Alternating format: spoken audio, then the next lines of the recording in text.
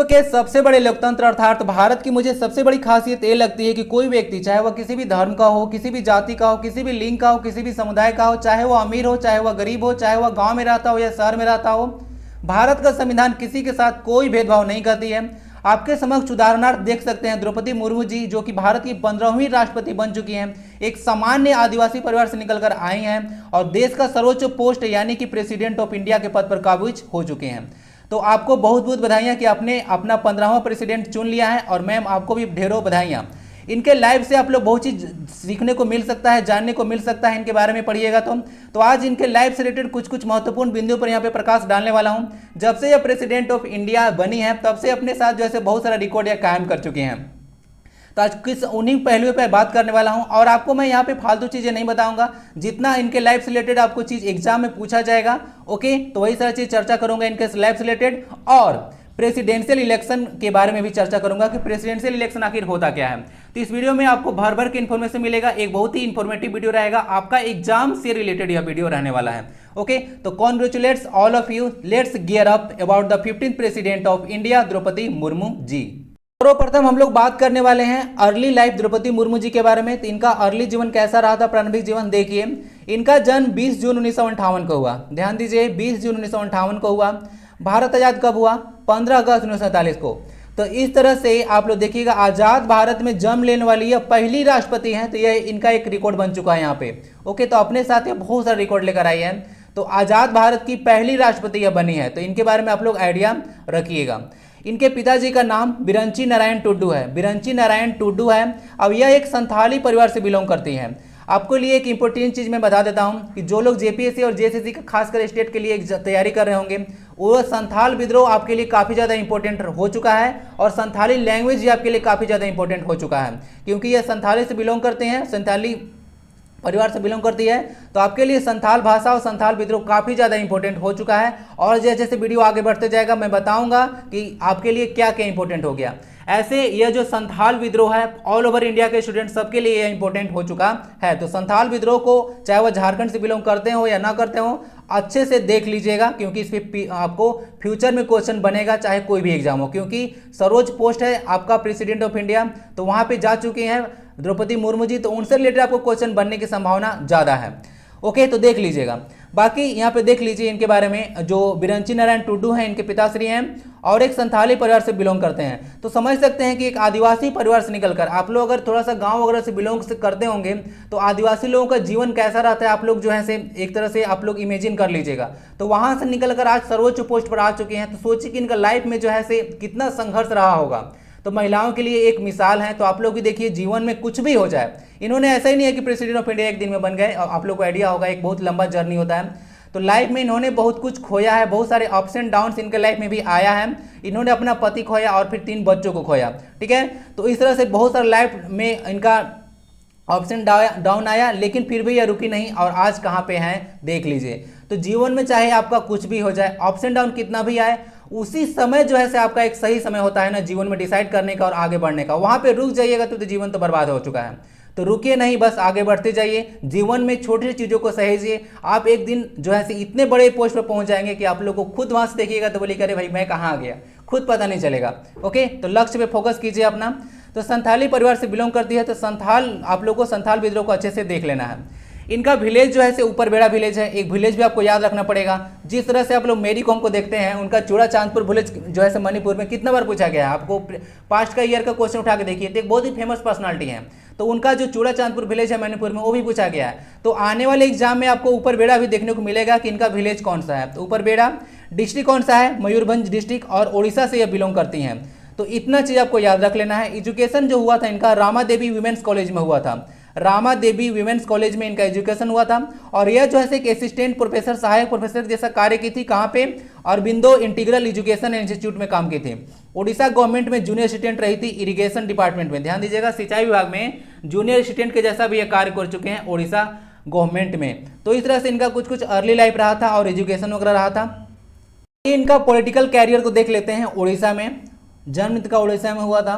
C join BJP in 1997, BJP को join की थी 1997 में, इनके बारे में आइडिया रखिएगा। वैसे तो आप लोग देखिएगा ये प्रेसिडेंट ऑफ इंडिया बीजेपी से ही बनी है, लेकिन प्रेसिडेंट ऑफ इंडिया जो होता है एक न्यूट्रल पोस्ट है, वह किसी भी एक पॉलिटिकल पार्टी का, किसी भी व्यक्तिगत जो है से बोल सकते हैं स्टेट का नहीं होता है, वह सबका प्रेसिडेंट ऑफ इंडिया होता है, एक न्यूट्रल पोस्ट होता है। ओके, तो इसको और मैं रखिएगा बीजेपी की से बिलोंग करती थी, लेकिन वह बीजेपी की नहीं रही, ठीक है, पूरा देश की हो चुके हैं वह। She was elected as the councillor of Rairangpur Nagar Panchayat, ध्यान दीजिएगा। उसके बाद जो है से आपको देखने को मिलेगा रायरंगपुर जो नगर पंचायत है उसका काउंसलर यानी कि पार्षद नियुक्त की गई थी। ओके, नगर पंचायत का प्रोविजन जो है आपका पार्ट 9A में देखने को मिलेगा। तो जहां पे आपका इंपॉर्टेंट चीज बनेगा वहां पे मैं बताते चलूंगा, तो पॉइंट को याद रखिएगा। ये सब पास्ट में जो क्वेश्चन है बहुत बार आ चुका है। तो नगर पंचायत जो था वहां पे पार्षद नियुक्त की गई थी, और बाद में जो है से आपको चेयरपर्सन बनी थी उसकी, और नेशनल वाइस प्रेसिडेंट बनी थी बीजेपी का, किसके लिए, शेड्यूल्ड ट्राइबल मोर्चा, ठीक है। तो जो शेड्यूल्ड ट्राइबल मोर्चा, आदिवासी मोर्चा वगैरह होता है, तो उसका जो है से आपका नेशनल वाइस प्रेसिडेंट बनी थी बीजेपी का। तो ये सारा इनके नाम से कुछ कुछ देख सकते हैं, पोस्ट है। और became the MLA from Rairangpur in 2004, तो वह जो है से एमएलए बनी कब, 2004 में। तो एमएलए बनी थी रायरंगपुर से, तो इनके बारे में याद रख लीजिएगा। वो पूछ सकते हैं आपसे कि जो है एमएलए कब बनी थी जो है रायरंगपुर में, या कहाँ से एमएलए बनी थी, तो वह रायरंगपुर 2004 में बनी थी, याद रखिएगा। उसके बाद उड़ीसा गवर्नमेंट में देखिएगा minister for fisheries and animal resource development बनी थी। क्या बनी थी, मिनिस्टर बनी थी फिशरीज का और एनिमल रिसोर्स का डेवलपमेंट के लिए, तो यह बनी थी, याद रखिएगा। और तो इसको याद रखिएगा इनके बारे में। और नीलकंठ अवार्ड भी मिल चुका है इनको बेस्ट एमएलए के लिए 2007 में। तो नीलकंठ अवार्ड जो है उड़ीसा गवर्नमेंट के द्वारा बेस्ट एमएलए के लिए इनको दिया जा चुका है। तो कुछ कुछ उड़ीसा गवर्नमेंट के में देख लीजिएगा इनका योगदान है, और कुछ कुछ इनके अवार्ड्स हैं।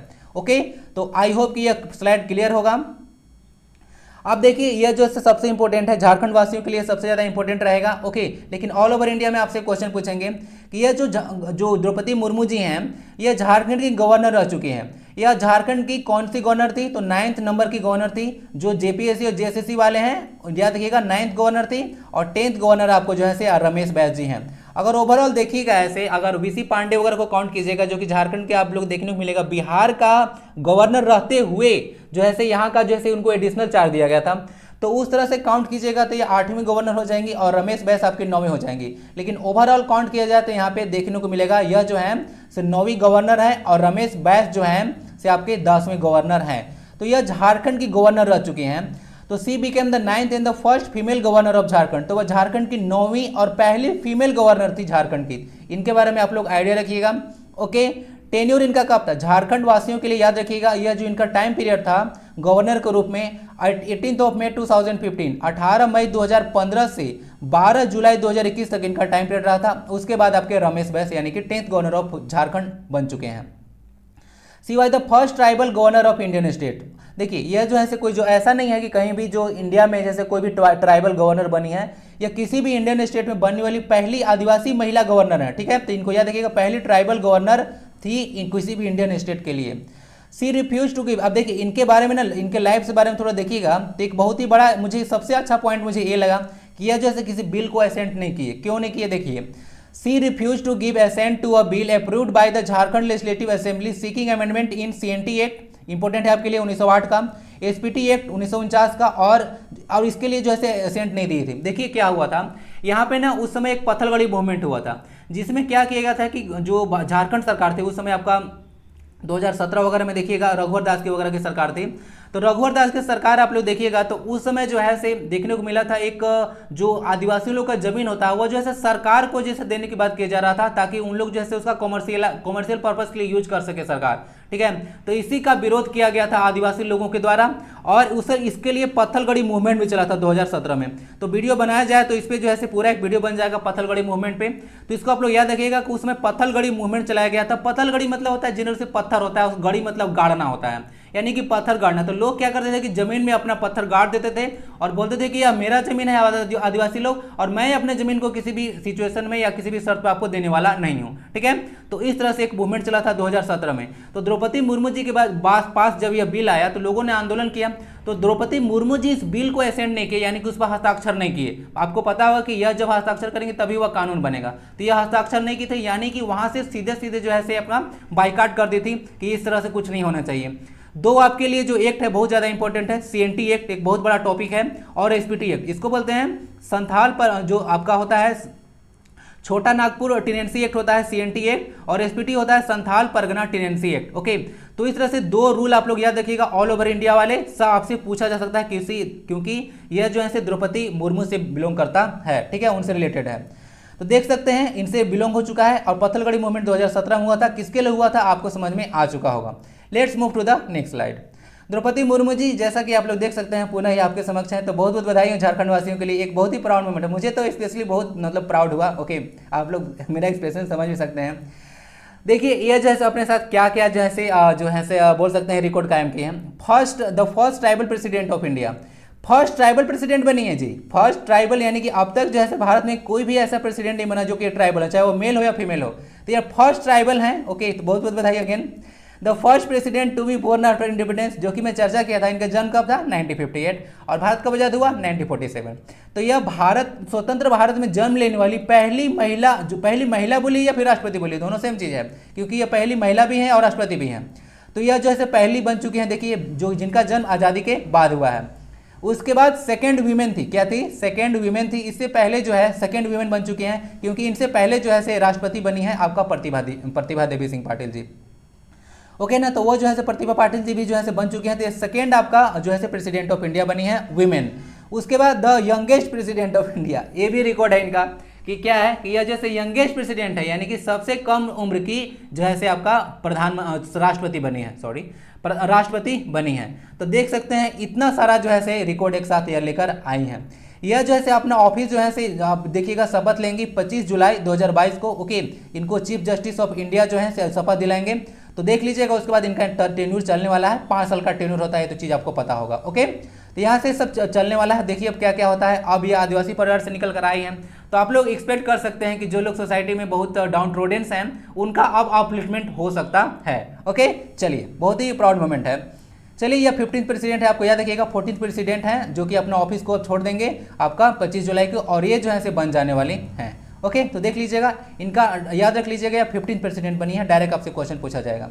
अब हम लोग बात करेंगे इनका। देखिए यही सारा लाइव था, छोटा सा मतलब आपको बता दिया। अगर वीडियो अच्छा लगेगा तो पता है ना क्या करना है। चलिए तो बन चुके हैं, तो इनका लाइफ के बारे में शॉर्टकट में आपको समझा दिया गया। ओके, तो इनका कुछ अर्ली लाइफ रहा था। अब जो है हम लोग बात करेंगे प्रेसिडेंशियल इलेक्शन 2022 में, उसका विनर है। तो देख लीजिएगा यही विनर है 2022 का। हम लोग अब बात करने वाले हैं कि प्रेसिडेंट का इलेक्शन वगैरह कैसे होता है। अब थोड़ा सा ध्यान से देखिएगा, क्योंकि एक एक स्लाइड में भर भर के इन्फॉर्मेशन है। अब वही सारी इन्फॉर्मेशन है जो कि बहुत बार एग्जाम में रिपीट हो चुका है। ओके, तो let's gear up once again presidential election. देखिए सबसे पहले तो होता है कि क्राइटेरिया जो होता है, जो कॉन्टेस्टिंग आपको इलेक्शन वगैरह लड़ना है। ओके, तो आपको क्राइटेरिया जो है क्या क्या है, क्या क्या आपके पास अर्हताएं होनी चाहिए, कौन कौन ऐसे प्रेसिडेंट का इलेक्शन लड़ सकता है। या प्रेसिडेंट का इलेक्शन जो होता है आर्टिकल 52 में मेंशन है, इसको याद रख लीजिएगा। ओके, प्रेसिडेंट का इलेक्शन 52 में मेंशन है, याद रखिएगा। आप लोग देखिएगा आर्टिकल 52 से लेकर आर्टिकल 62 तक देखिएगा प्रेसिडेंट ऑफ इंडिया के बारे में मेंशन है। तो इसको भी थोड़ा सा आर्टिकल याद रख सकते हैं, उतना तो जाके पूछेंगे नहीं आपसे। ओके, यूपीएससी वाले पूछ सकते हैं कि 52 से लेकर आपको 62 तक जो है प्रेसिडेंट ऑफ इंडिया के बारे में मेंशन है। तो आइए देख लेते हैं कि अगर इलेक्शन लड़ना है प्रेसिडेंट ऑफ इंडिया का, तो आपके पास क्या क्या अर्हताएं होनी चाहिए। देखिए कोई भी पर्सन हो वह इंडिया का सिटीजन होना चाहिए। ओके, भारत में उसका जन्म होना चाहिए। दूसरा बात है उनका एज जो होता है जब 35 होना चाहिए। प्रेसिडेंट वगैरह का एज होता है, सब लोग वाइस प्रेसिडेंट, उनका 35 एज होता है, आपको आइडिया होगा। तो 35 एज आपको कंप्लीट कर लेना है, उसके बाद ही आप बन सकते हैं। देखिए he or she should not have any office of profit in government of India. GOI में गवर्नमेंट ऑफ इंडिया होता है। तो ऑफिस ऑफ प्रॉफिट होने का मतलब क्या होता है, जैसे कि मान लेते हैं कि मैं जो है कहीं पे एक सरकारी ऑफिस में काम कर रहा हूँ, ठीक है, सरकारी ऑफिस में मैं एक पियून के जैसा कार्य कर रहा हूँ, और वहाँ पे रहते हुए भी जैसे मैं टीचर के लिए अप्लाई कर दिया, वहाँ पे भी जॉब कर रहा हूँ। तो इस तरह से ऑफिस ऑफ प्रॉफिट हो जाता है कि गवर्नमेंट ऑफ जो इंडिया है, कहीं भी आप एक जगह से लाभ ले रहे हैं, दूसरी जगह आप नहीं हो सकते हैं। तो अगर आपको दूसरा पोस्ट पे जाना है तो आपको रिजाइन करना पड़ेगा। तो आप लोग को आइडिया होगा कि जो नरेंद्र मोदी जी थे वो भी रिजाइन किए थे अपना पहले पोस्ट को। उसके बाद द्रौपदी मुर्मू जी से भी आप लोग रिजाइन किए थे, उसके बाद जो है ये सब बनती हैं। ओके, तो यह सारा चीज़ होता है, तो आप लोग को सब आइडिया होना चाहिए। ओके, तो गवर्नमेंट ऑफ इंडिया में आपको कहीं से भी कोई प्रॉफिट वगैरह नहीं लेना है। He or she should be qualified for the election as a member of Lok Sabha. आपको जो है लोकसभा में क्वालिफाइड एक मेंबर के जैसा होना चाहिए। अदर क्वालिफाई नहीं हो पाते हैं तो आप जो है आपको जो है इलेक्शन आप प्रेसिडेंट का नहीं लड़ सकते हैं, ठीक है। क्वालिफाइड होना चाहिए इलेक्शन के लिए, लोकसभा के लिए। He or she should not be a member of either house of parliament or legislative assembly. ध्यान दीजिएगा, आप लोग को जैसा कि ऑफिस ऑफ प्रॉफिट आ जाता है, ओके, कहीं से भी आप लोग रहिएगा either house of the parliament, तो वहाँ पे कुछ पेमेंट लीजिएगा। तो इस इनडायरेक्टली समझ लीजिएगा कहीं भी आपका कहीं से मेंबर आप नहीं होने चाहिए। Either house of the parliament करने का मतलब होता है ना तो आप लोकसभा में कहीं से कोई सांसद हो, ठीक है, ना ही लेजिस्लेटिव असेंबली यानी कि विधानसभा में कुछ आपका होना चाहिए, ठीक है। तो आपका कहीं से भी जो है कोई पोस्ट नहीं होना चाहिए, आप एक इंडिपेंडेंट पर्सन होने चाहिए, ठीक है, तभी जो है आप लोग इलेक्शन लड़ सकते हैं। तो ये सारा प्रोविजन है, आपको क्राइटेरिया है कि अगर प्रेसिडेंट ऑफ इंडिया का इलेक्शन लड़ना है तो ये सब कोई चीज़ होता है, ओके, याद रखिएगा। 35 एज बहुत ज़्यादा आपसे पूछते हैं ना, तो इसको याद रखिएगा। ऑफिस ऑफ प्रॉफिट वगैरह भी आपसे काफ़ी ज़्यादा पूछते हैं। चर्चा कर लेते हैं process of election of president of India का इलेक्शन थोड़ा सा किस तरह से होता है, ओके, थोड़ा सा इसे चर्चा करते हैं। Elected member of parliament is legislative assembly only, ध्यान दीजिएगा, सिर्फ और सिर्फ इलेक्टेड मेंबर्स होते हैं पार्लियामेंट का और लेजिस्लेटिव असेंबली के जो है मेंबर आपका होते हैं, ठीक है। तो याद रखिएगा, एक आप लोग वर्ड को खोल कर पी जाइए, इलेक्टेड मेंबर ही होते हैं, नॉमिनेटेड वर्ड को आपको भूल जाना है। सिर्फ प्रेसिडेंट ऑफ जो इंडिया होता है उनके इलेक्शन में इलेक्टेड मेंबर ही पार्टिसिपेट करते हैं, आपको ये चीज माइंड में क्रिस्टल क्लियर होना चाहिए। Nominated members from Lok Sabha and Rajya Sabha do not participate, आपको आइडिया होगा कि जो ऐसे कुछ कुछ नॉमिनेटेड मेंबर भी होते हैं, लोकसभा में 2 और राज्यसभा में 12 मेंबर नॉमिनेट किए जाते हैं अलग अलग फील्ड से, और इसमें इंडियन कम्युनिटी होता है लोकसभा में।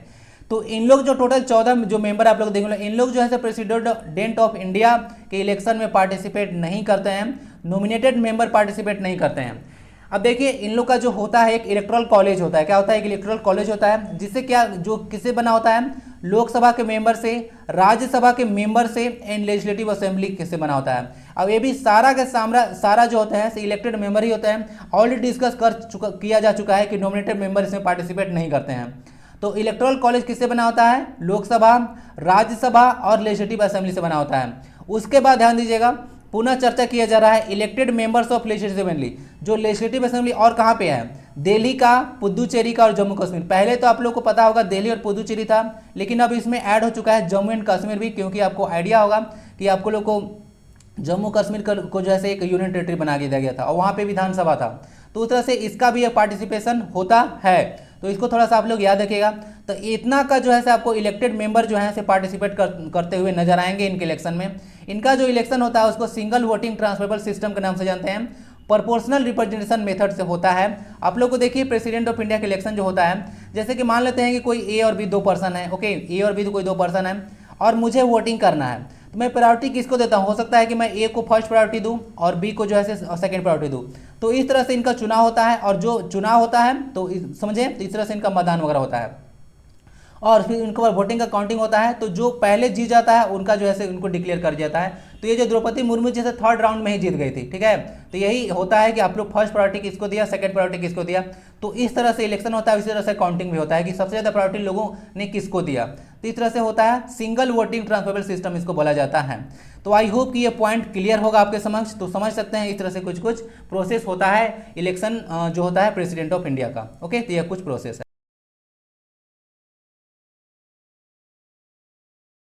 अब आइए यहाँ पे देख लेते हैं office of the president of India. President of India के ऑफिस के बारे में यहाँ पे चर्चा कर लेते हैं। सबसे पहले पॉइंट तो याद रखिएगा कि अगर कहीं प्रेसिडेंट का इलेक्शन वगैरह आपका होता है और उसमें कोई गड़बड़ी वगैरह आ गया, तो प्रेसिडेंट ऑफ इंडिया का जो होता है उसमें इंक्वायरी सिर्फ और सिर्फ सुप्रीम कोर्ट ही देख सकते हैं उसमें, ठीक है। दूसरे को हस्तक्षेप करने का, कोई भी कोर्ट को हस्तक्षेप करने का अधिकार नहीं है।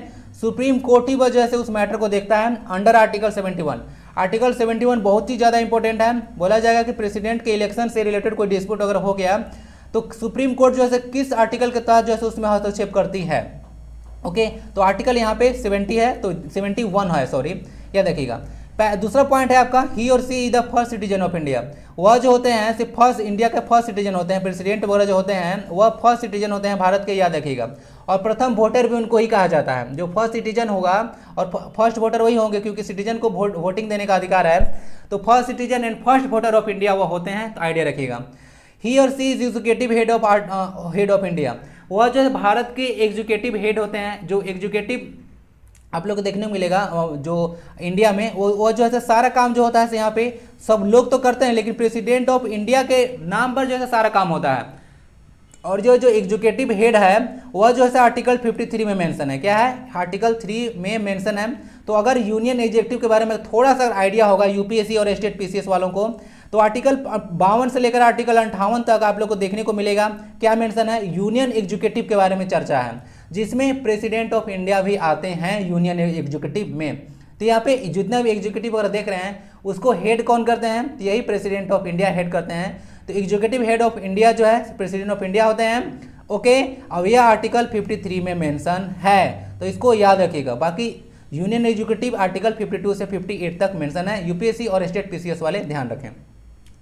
He or she is a part of parliament along with the Lok Sabha and Rajya Sabha. देखिए ये जो बोला जा रहा है, जो प्रेसिडेंट है से एक ऐसे ही इतना बड़ा पोस्ट नहीं है, यह एक कॉन्स्टिट्यूशनल पोस्ट है, ठीक है। और देखिएगा ये जो हमारा पार्लियामेंट आप देखने को मिलता है आपको, पार्लियामेंट वह जो है प्रेसिडेंट ऑफ इंडिया के बिना अधूरा है। तो लोकसभा भी होता है पार्लियामेंट में, राज्यसभा भी होता है, और उसके बाद जो है प्रेसिडेंट ऑफ इंडिया जब आता है तब जाके आपका जो है पार्लियामेंट पूरा होता है। ओके, तो पार्लियामेंट यानी कि जिसको आप लोग भारत का मंदिर के नाम से आप लोग जानते हैं, ठीक है, कि भारत का मंदिर हमारा पार्लियामेंट, तो उसमें जो है जो प्रेसिडेंट के बिना वह अधूरा है। देख लीजिएगा नेक्स्ट पॉइंट, द सीजीआई और सीनियर मोस्ट जज of the supreme court administer the oath of office to the president of India.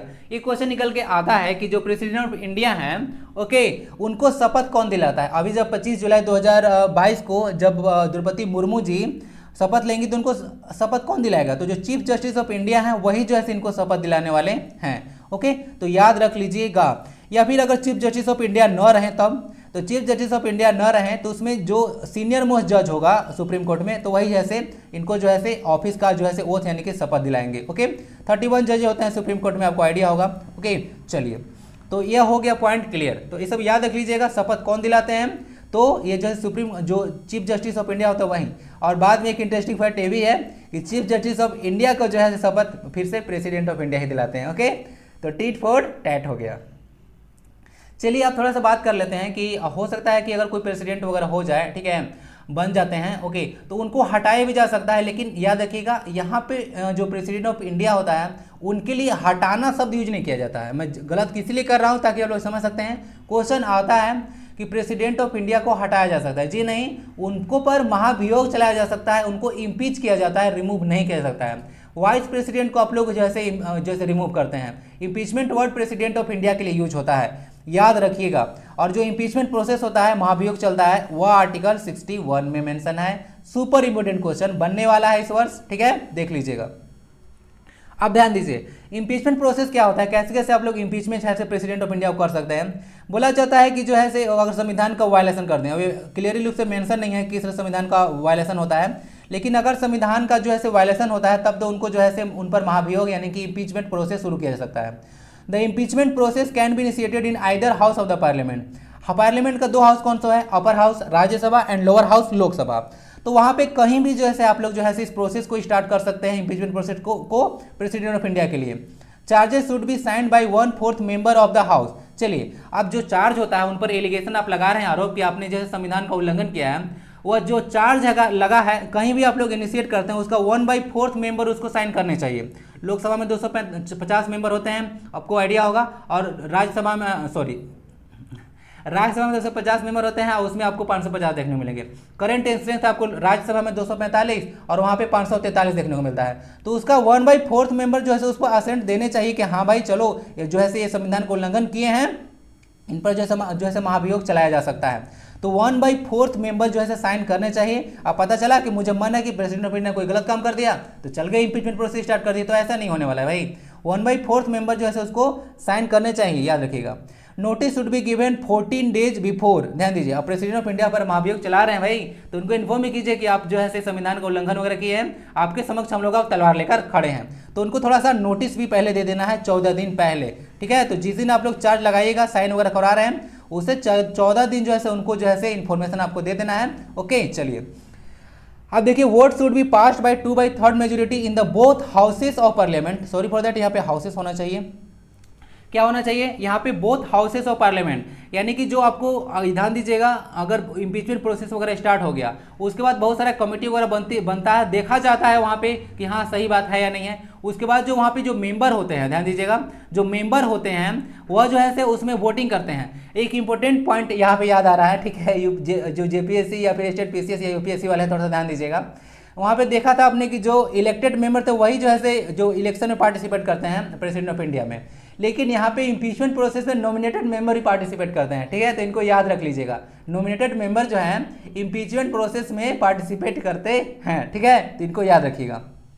चलिए, तो vote should be pass by 2/3 majority. अब यहाँ पे मान लेते हैं कि यहाँ पे देख लीजिएगा कि मान लेते हैं कि लोकसभा में 300 मेंबर हैं, ठीक है। तो लोकसभा में 300 मेंबर है, इसका 2/3 निकालिएगा तो 200 आएगा, कितना आएगा 200 आएगा। तो याद रख लीजिएगा अगर 200 मेंबर लोग जो है जिनको साइन करना चाहिए, उतना अगर साइन नहीं करेंगे, ध्यान दीजिएगा, उतना साइन नहीं करेंगे तब जो है से आप लोग को देखने को मिलेगा, तब तक जो है से उन पर जो है महाभियोग का प्रोसेस कंप्लीट नहीं माना जाएगा। ओके, तो इस तरह से कुछ प्रोसेस होता है। तो 2/3 मेजोरिटी एक स्पेशल मेजोरिटी से पास होना चाहिए दोनों हाउसेस में। इसी तरह से लोकसभा में देख लिया आपने, राज्यसभा में इसी तरह से होना चाहिए। 2/3 जो है मेंबर जो है उसको उस पर वोट करना चाहिए, उसके मतलब अगर वोट करना है तो यानी उसके खिलाफ करना है या नहीं करना है देखा जाता है। ओके, तो अगर पास हो जाता है तब तो उनको इम्पीचमेंट प्रोसेस कंप्लीट माना जाएगा। ही or C can give resignation. अब देखिए, अब ऐसा तो होता है महाभियोग तो चला के उनको हटा दिया आपने, लेकिन ऐसा हो सकता है कि वो लोग जो है से प्रेसिडेंट ऑफ इंडिया जो है से अपना रेजिग्नेशन भी दे सकते हैं ना, रेजिग्नेशन त्याग पत्र देख सकते हैं। किसको देंगे भाई? तो या तो वाइस प्रेसिडेंट ऑफ इंडिया को देंगे, ठीक है, यानी कि रेजिग्नेशन किसको देते हैं? वाइस प्रेसिडेंट ऑफ इंडिया जो कि चेयरमैन ऑफ राज्यसभा होते हैं, यहाँ पे लिखा हुआ ब्रैकेट में, जो चेयरमैन ऑफ राज्यसभा होते हैं उनको देते हैं रेजिग्नेशन। ओके, तो इसी तरह से याद रख लीजिएगा। ओके, तो ये सारा कुछ पॉइंट्स हैं जो कि माइंड में आपका क्रिस्टल क्लियर होना चाहिए सारे पॉइंट्स।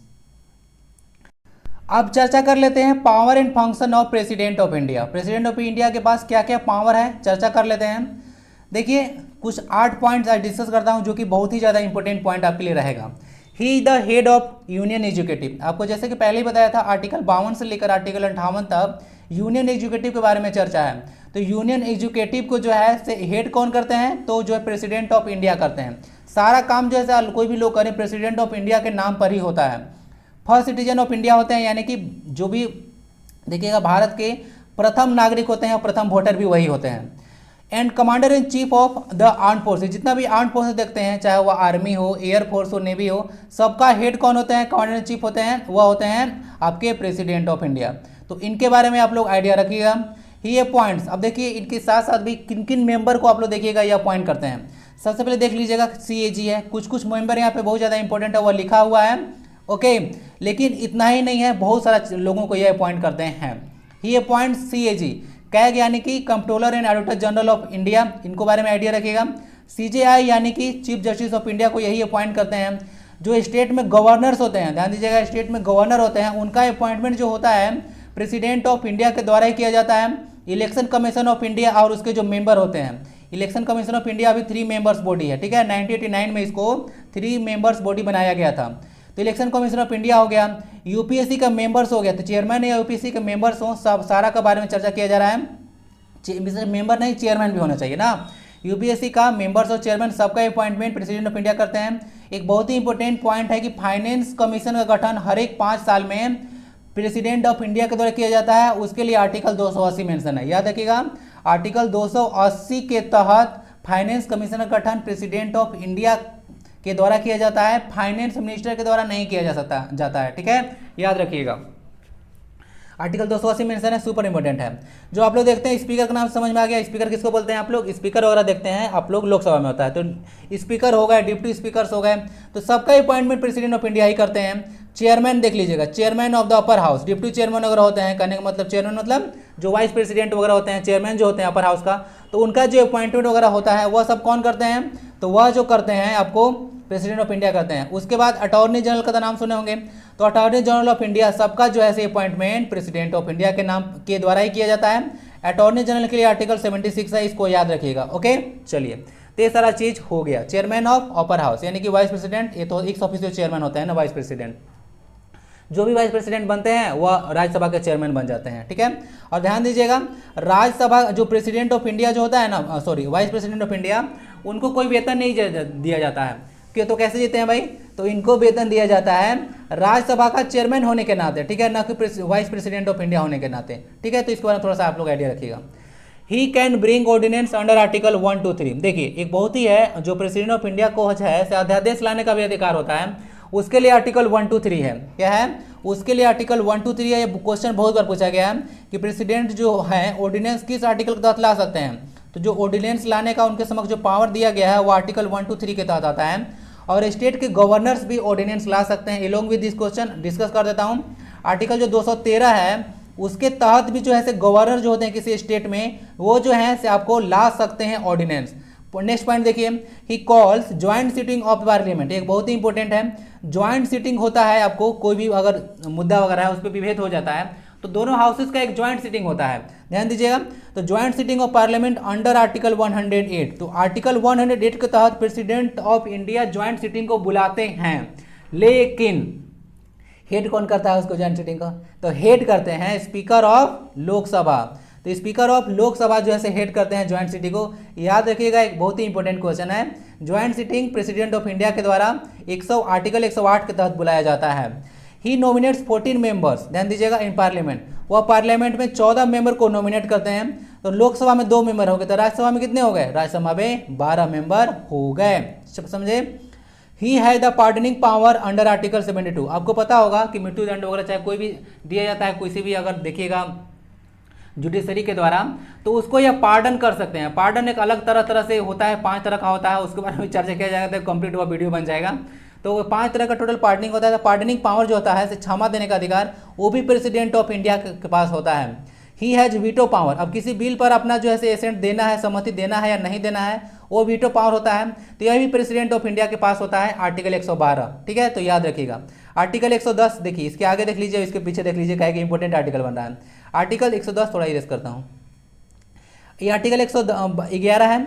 इसके पहले देखिए आर्टिकल 110 है। आर्टिकल 110 में आपको देखने को मिलेगा मनी बिल, ठीक है। और दूसरा आता है आर्टिकल 112 जिसमें आपका जो है बजट मेंशन है। बजट सब भारतीय जो आपको देखने को मिलता है संविधान में मेंशन नहीं है, वहाँ पे एनुअल फाइनेंशियल स्टेटमेंट है, तो इसको याद रखिएगा, एनुअल फाइनेंशियल स्टेटमेंट के नाम से है।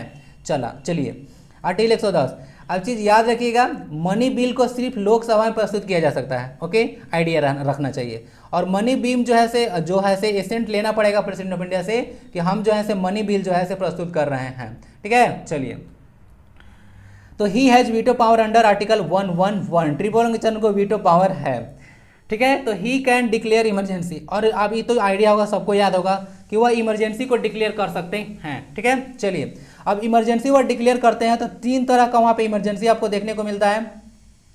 वह होता है 352, क्या होता है? 352 होता है, 356 होता है, और आपका 360 देखने को मिलेगा।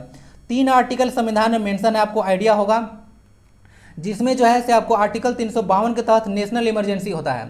नेशनल इमरजेंसी होता है, डिक्लेयर किया जाता है, जो कि भारत में एक बार हो चुका है, 25 जून 1975 से लेकर 21 मार्च 1977 तक, ठीक है। टोटल 21 मंथ तक इमरजेंसी लगा था इंदिरा गांधी के टाइम में। उस समय प्रेसिडेंट ऑफ इंडिया कौन थे बताया जाए, देखते हैं।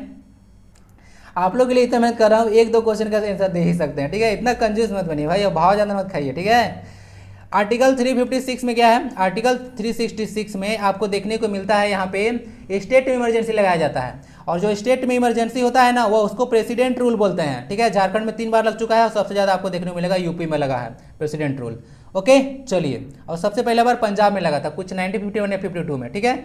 आर्टिकल 360 आपका देखिएगा फाइनेंशियल इमरजेंसी है, तो फाइनेंशियल इमरजेंसी है जो कि भारत में कितनी बार डिक्लेयर किया जा चुका है? तो वो किया जा चुका है 0 बार, यानी कि अब तक कभी भी फाइनेंशियल इमरजेंसी इंडिया में नहीं आया है, ठीक है। तो इंडिया का जो लीडर होते हैं ना, देश को बहुत अच्छे से लेकर आगे चलते हैं, ठीक है। अगर लीडर देखिए, लीडर तो सही होते ही हैं, अगर जो डिपार्टमेंट में लोग जा रहे हैं ना, आप लोग देखिए पढ़ाता हूँ, तो आप लोग ना सच्चे तरीके से पढ़ के ही किसी पोस्ट पे जाइए, ठीक है। लोग जो है ना सिर्फ सरकारी नौकरी में क्यों जाना चाहते हैं? ताकि पैसा आए, जॉब सिक्योर रहे, इसके लिए जॉब मत कीजिए भाई, छोड़ दीजिए, ठीक है, कुछ और काम कर लीजिए। आप लोग इसीलिए जॉब मत कीजिए कि आपका जो है एक जो है लाइफ सिक्योर रहे, इसीलिए कीजिए क्यों, ताकि आपका देश ऐसे आगे बढ़े। इस टेंडेंसी से लेकर आप किसी पोस्ट पे जाइए। भ्रष्टाचार बहुत होता है, ठीक है, इतना सारा आप लोगों को प्रॉब्लम देखने को मिलेगा डिपार्टमेंट में। आज जो है सबसे ज़्यादा यूथ परेशान इसीलिए है क्योंकि हमारा सिस्टम जो है सही नहीं है, ठीक है। एजुकेशन डिपार्टमेंट में जितने सारे लोग हैं, इतना करप्शन हो चुका है कि जब भी अगर देखिएगा झारखंड पर्सपेक्टिव में खासकर बात करूँ, मैं झारखंड से बिलोंग करता हूँ, तो बात करता तो कुछ ना कुछ मैटर को लेकर केस ही हो जाता है। कोई भी चीज़ ट्रांसपेरेंसी से हो ही नहीं जाता है, बहुत सारा पेपर वगैरह देखे लीक कर जाता है, तो ऐसा कैसे चलेगा भाई? तो डिपार्टमेंट के लोग सही रहेंगे, अच्छे से पढ़े लिखे रहेंगे, सब चीज़ समझेंगे, तब ये सब चीज़ नहीं होगा, ठीक है। तो इसको थोड़ा सा आप लोग ध्यान रखिए। तो पोस्ट पे कहीं पे जाते हैं तो इसलिए मत जाइए क्योंकि जॉब सिक्योर रहे, इसलिए जाइए क्योंकि आपको देश की सेवा करना है, जैसा कि द्रौपदी मुर्मू जी आगे करने वाली हैं। चलिए, तो इमरजेंसी वगैरह डिक्लेयर किया जाता है। तो इस वजह से एक छोटा सा वीडियो था। ओके, तो आपको वीडियो कैसा लगा अपना दीजिएगा। यह मेरा फर्स्ट वीडियो रहा था जो मैं इस तरह से वीडियो बनाया था। तो आगे भी इस तरह से स्टैटिक पोर्शन आपको देखने को मिलेगा, तो अपना फीडबैक जरूर दीजिएगा। मिलते हैं नेक्स्ट वीडियो में। वंदे भारतम।